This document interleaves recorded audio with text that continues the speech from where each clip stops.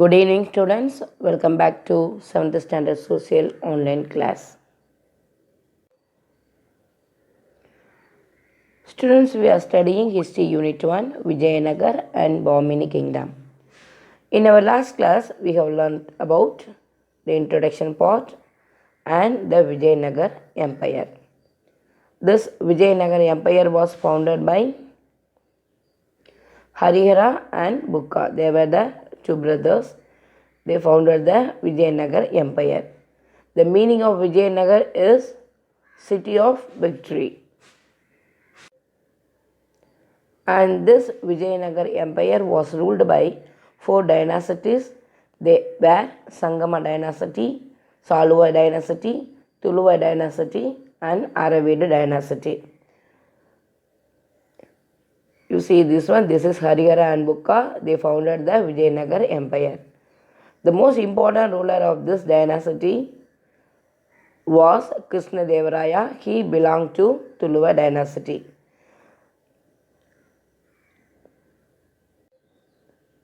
This is a statue of Krishnadevaraya. He was a great builder. He built many irrigation tanks, reservoir, and he built Krishnaswamy temple, Hasara Ramaswamy temple and Vitlaswamy temple at the capital city of Hampi. Up to this we have completed.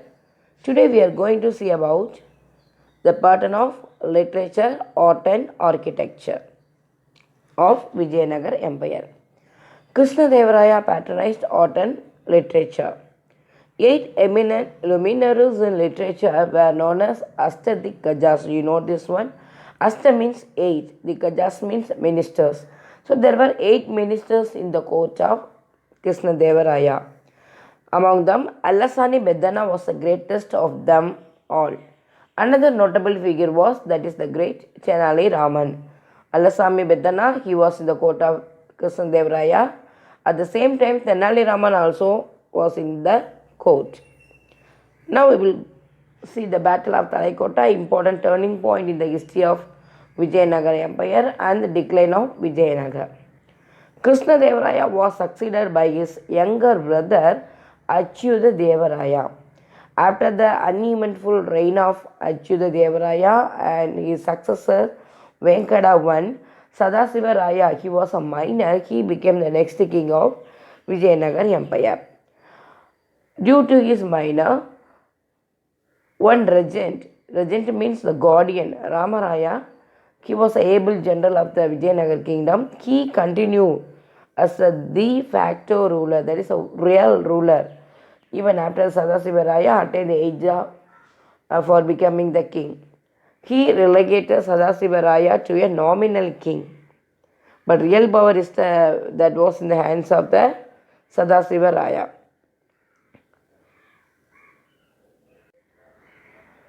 Sadasiva Raya, when he attained the age to become a king, at the time also this Ramaraya, he became the real ruler of the Vijayanagar kingdom. In the meantime, the Sultan of Deccan kingdom succeeded in forming a league. Many sultans, 5 sultans, they form a league and they fight against the Vijayanagar Empire. The combined forces of the enemies, they met at Talaikota in the year 1565. Now this is a very, very important turning point and also GK question. In the ensuing battle known as Rakasa Tangadi, note it. Rakasa Tangadi means Battle of Talaikota. Vijayanagar was defeated and there was terrible human slaughter. Many people, they lost their lives, and this combined army, they pillaging, they involving in violence the capital city of Hampi. They completely robbed the Hampi. All the buildings, palaces and temples were destroyed. The beautiful carvings and sculptures were desecrated, that is, they were also destroyed. The glorious Vijayanagar Empire had ceased to exist. They began to disappear. So this is a very, very important battle. After this Battle of Talaikota, that was fought in the year 1565 between the Deccan Sultans, the combined army and Sadasiva Raya. After this battle, the glorious Vijayanagar Empire began to disappear. This is Virupaksha temple that was in Hampi. The site of the city of Vijayanagar on the bank of the river Tungabhadra in eastern Karnataka is now called Hampi. Hampi is in ruins and the UNESCO has declared it as a heritage site. And third, last dynasty, Aravidu dynasty. Ramaraya was killed on the battlefield and his brother Tirumala Devaraya, he managed to escape along with the king Sadasiva Raya. Tirumala Deva Raya moved to Chandragiri carrying all the treasures, all the wealth, and that could be salvaged.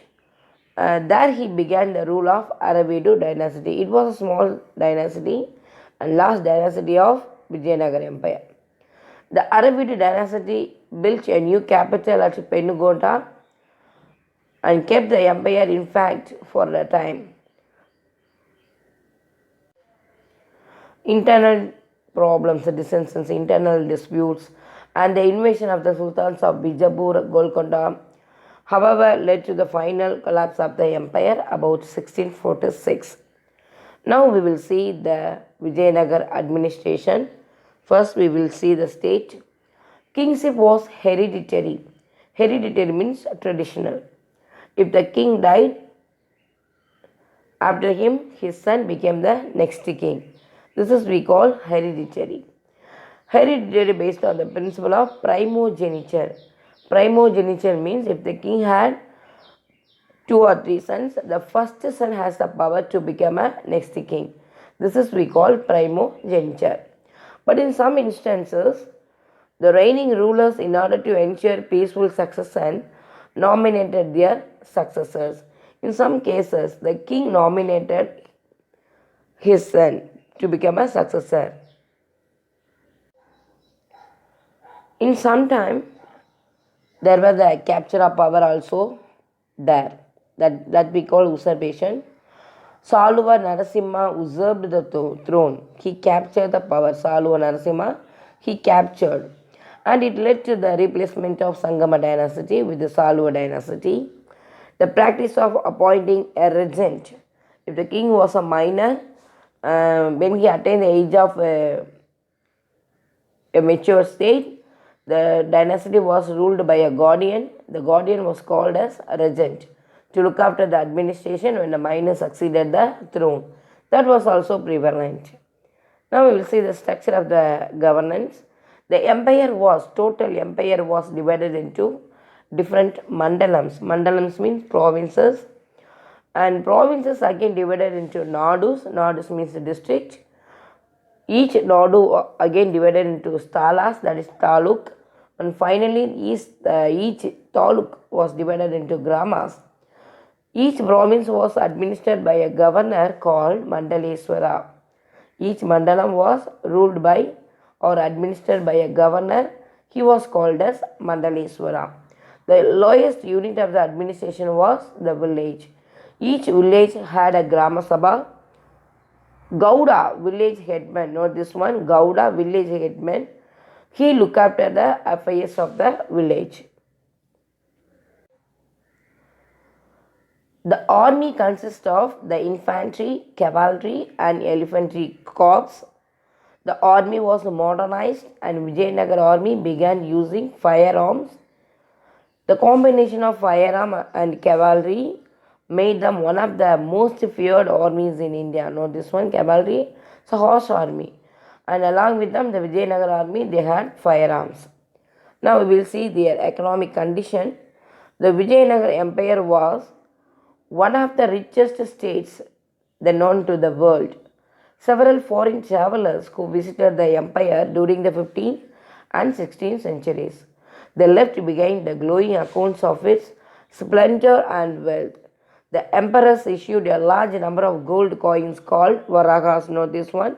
This is Varahas. It's a gold coins issued during the period of Vijayanagar Empire.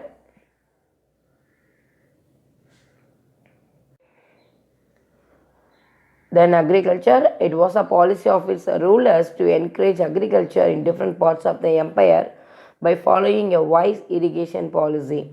Apart from the state, there were wealthy landholders and temples that invested in irrigation to promote agriculture. Abdul Razak, note this point. Abdul Razak, he visited the Krishnadevaraya court. He was a Persian emissary, envoy. He was a Persian envoy. He visited Krishnadevaraya court, records a huge tank built with the help of Portuguese masons. Channels was constructed to supply water from the tank to the different parts of the city. The city was well stocked with a variety of agricultural goods. Next, cottage industries. Vijayanagar's agricultural production was supplemented by numerous cottage scale industries. The most important of them were textile, mining, and metallurgy. Know this one. Graft and industries were regulated by guild. Guild is nothing but union, labor union. Abdul Razak makes a reference to separate guild for each group of tradesmen and craftsmen. So each textile, mining, metallurgy, and traders, they have separate union. Next, trade. During the Vijayanagara Empire, inland coastal and overseas trade flourished in goods like silk from China, spices from Malabar region, and precious stones from Burma. That means the Vijayanagara Empire, they bought silk, spice, Malabar from various countries. Vijayanagar traded with Persia, South Africa, Portugal, Arabia, China, Southeast Asia, and Sri Lanka.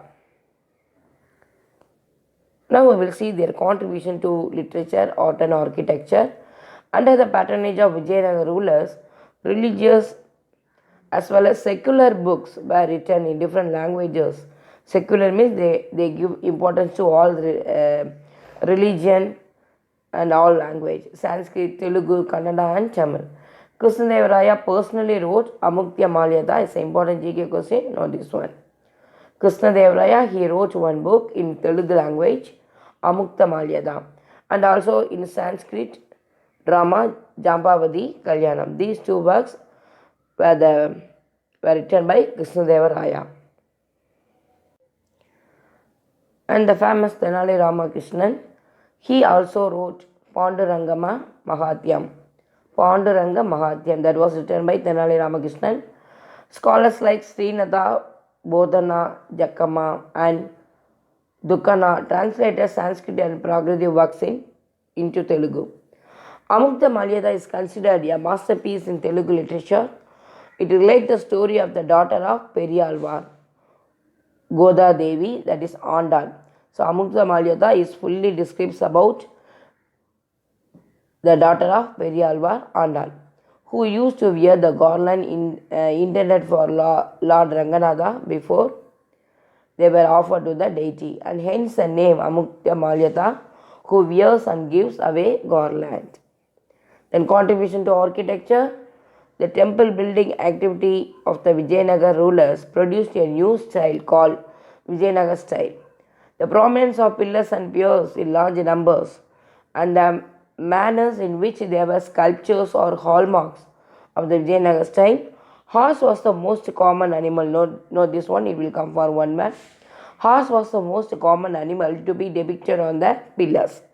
The structures have a mandapam, that is open pavilion, with a raised platform, generally meant for seating the deity on special occasion. These temples also have a marriage hall with elaborately carved pillars. So this is Vijayanagar style. So students, today we have studied about the Battle of Talaikota. So after this battle, the glorious Vijayanagar Empire began to decline, and we have studied about the administration. The total kingdom was divided into Mandalam, again Nadu, Taluk, and last unit, that was village. And their contribution to art and architecture and literatures. Up to this, we have concluded the lesson. The remaining portions will be seen in the next class. Today I will give some home assignment. You copy in your classwork note and study well. Thank you.